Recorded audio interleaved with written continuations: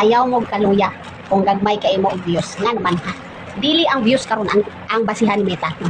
Dili ang views ang basihan ni Meta para mo kita ka og dagko nga naman. Daghan kaayong reklamo ron. Daghan kaayong reklamo. Viral video pero gamay kaayo og earnings, di ba? Gamay kay kita. So nga naman, oh.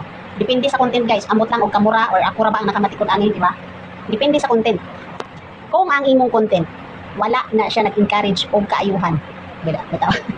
Sorry sa background kay ang background nakakaayo mga nakasabit-sabit.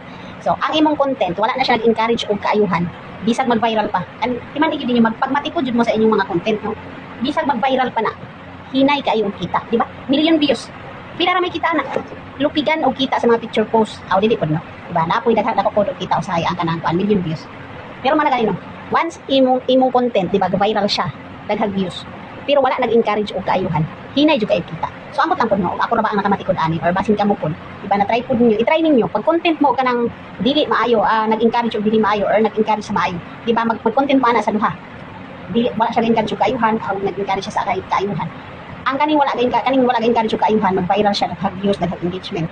Pero gamay og kita. Matik din ninyo. Dili mo sa nag-encourage og kaayuhan. Diba nag-encourage og kaayuhan mo. Bisa gamay kay views.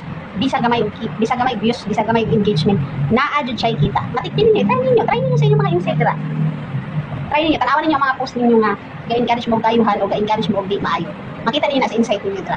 Sa inyong dashboard, sa inyong mga content, matikdan ninyo na naa diha, makita ninyo ang income sa bawat post nga inyong gina-post sa bawat content nga inyong gina-post. So naa dra, i-try niyo diha, tanawan ninyo. So karon ninyo iingon sa ako diba? Kung di ka kabalo magmatikod, wa jud. Aw dili ba? Nabuan naman tayo. Balang tagyaw-yawan. Basta mo na kita kung giingon, no? Pag ang content ka nag-encourage og kaayuhan, bisag gamay yung engagement, siya kita. Pero ang content nga wala ga-encourage og kaayuhan, bisag mag-viral pa na. Gamay ra kay na siya kita. So ingon ana ka fair. Ingon ana ka fair si Meta. So amo na kung giingon ambot lang ako ra ba nakamatikod or na-try ninyo, i-try ninyo compare ang inyong mga content nga gina-post. Try niyo compare diha. Ang mga content nga gina-post ninyo, dali niyo hibaw-an kung unsa ka fair ang ambot sa uban no dili fair no kay daghang engagement, daghang views, pero hinay ang income. Pero para sa kuha, di ba? Maingon dyan ako nga fair pa siya kay di man maayo imong content, bisag mag-viral pa na siya pero kay dili man siya maayo.